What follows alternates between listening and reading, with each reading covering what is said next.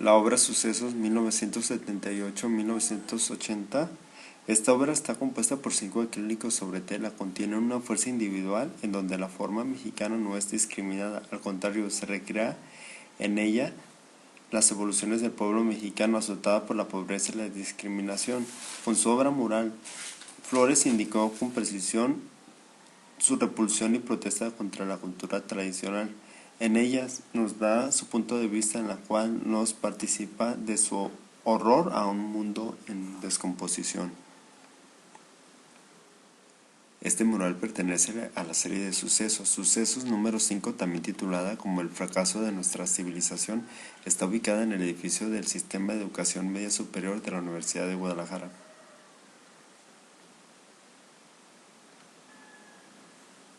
A priori, podemos observar que la obra está conformada por varios elementos, escenas dentro de otras escenas. Lo que todas nos informan es lo que lleva como título Fracaso de nuestra civilización. Es verdad, pues está ahí un fracaso, una catástrofe. La obra nos muestra hombres torturados a más hombres.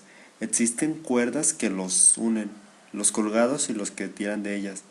La obra tiene de fondo edificios y casas que al parecer están en ruinas. Existe una diferencia de clases, hombres bien vestidos y los que no lo están.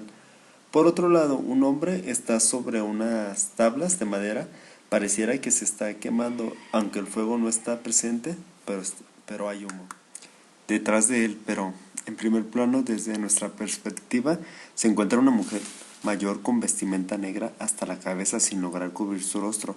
Entre sus grandes y arrugadas manos lleva un rosario blanco. A su lado una tabla sobresale del plano, acompañada de algunas escaleras y más tablas, esto para marcar profundidad en la pintura.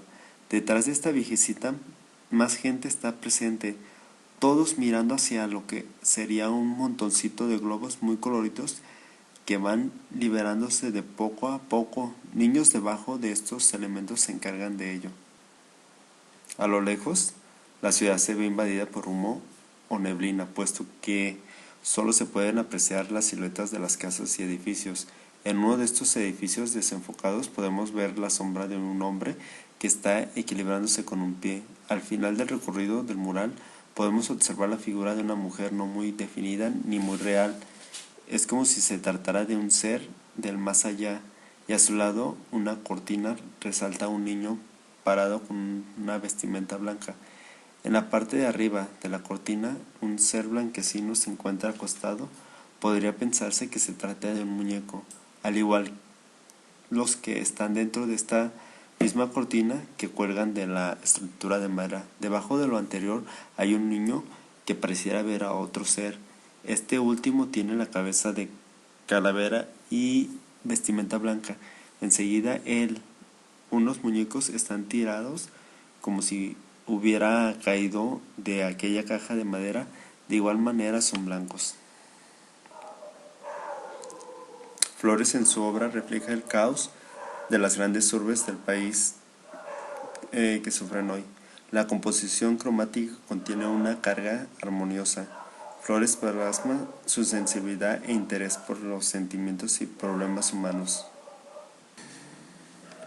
La pobreza, la miseria y la discriminación hacen énfasis. Estos conceptos los podemos observar en la destrucción, el incendio, las casas derruidas, las personas, la anciana sosteniendo el rosario, el hombre consumido por el fuego y decapitado, al igual que se representa la imploración en la multitud, los niños inclinados y viendo hacia arriba con gestos de inocencia y compasión.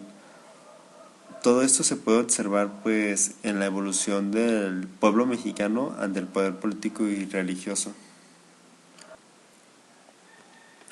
Se viven tiempos difíciles a lo largo de la historia de México, mitos, leyendas y realidades que, si bien es cierto, es imposible saber con exactitud, pero las artes en toda su representación siempre nos darán una respuesta honesta.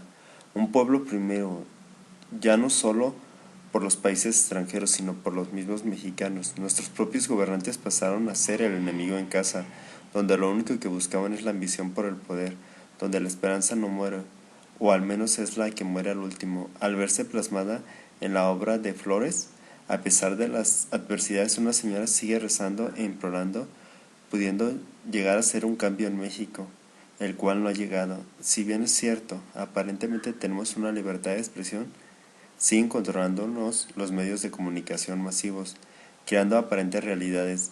Seguimos iguales con las redes sociales, que lejos de acercarnos a la verdad, nos ponen vendas en los ojos. Gabriel Flores García nació en Guadalajara, Jalisco, el 8 de febrero de 1930. Fueron sus padres, los señores María Guadalupe García y Galindo Flores. En 1938 pudo asistir a la escuela práctica anexa a la Escuela Normal de Jalisco, donde cursó la primaria y la secundaria, y en 1947 empezó a recibir sus primeras lecciones de pintura. Asistió por 4 o 5 meses al taller del maestro José Vizcarra, junto a sus compañeros Rodolfo Peña y David Aguirre. Aquí no permaneció por mucho tiempo porque se sintió limitado. Había demasiadas reglas y siempre quiso explorar solo y experimentar en su obra. En ese tiempo descubrió la obra de José Clemente Orozco, que lo dejó muy impresionado. Admiraba su obra y dijo sentirse muy influenciado por la obra de Goya y entre otros, y entre Orozco y entre otros. En 1948 ingresó a la Escuela de Artes y Letras de la Universidad de Guadalajara. Ahí obtuvo el primer lugar en la exposición final del ciclo lectivo 1949-1950, al transformarse la citada dependencia universitaria en la Escuela de Artes Plásticas. En 1950 fue nombrado profesor de dibujo artístico y de pintura. En el 51 realizó su primera exposición en la Galería de la Biblioteca Benjamin Franklin en Guadalajara, y por esos años la revista Ariel, que dirigían Emanuel Carballo y Alfredo Leal Cortés, se ocuparon por primera vez de su obra. En 1952 trabajó como decorador de telas en Cuernavaca, Morelos, y luego pasó al Estado de México como diseñador de vitrales, y finalmente en la Ciudad de México realizó carteles para las películas mexicanas, a la par que colaboró con David Alfaro Siqueiros y Juan O'Gorman en los murales de la ciudad universitaria. Y en 1955 regresó a Guadalajara y reingresó como catedrático a la Universidad de Guadalajara de Artes Plásticas y empezó a desplegar su obra artística. Los títulos de su obra son La cortina de humo, hoy desaparecida en la Escuela de Artes Plásticas, en 1953 El maíz de la colonia, también desaparecida en el Palacio de Gobierno del Estado de Jalisco, en 1955 la novela revolucionaria de Mariano Azuela en la Escuela Mariano Azuela de Lagos de Moreno, en 1956 la primera imprenta de Jalisco en el ingreso de la Biblioteca Pública del Estado de Jalisco, en 1958 Pernazo Jalisciense en la sala de la Biblioteca Pública del Estado de Jalisco.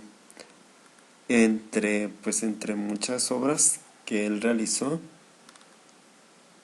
además realizó un gran número de obras de caballete y dibujo. Gran parte fueron exhibidas en una exposición en el Instituto Cultural Cabañas en 1993, en la cual se reunieron obras que muestran una temática del pintor desconocidas para la mayoría del público que conoce sus murales. Presentan una obra íntima con temas preferidos por el maestro, desnudos femeninos en los que apreciamos un dibujo en líneas naturales, caballos en los que el movimiento se expresa con el ritmo de una línea y Cristos en los que se observa una interpretación expresionista de la pintura.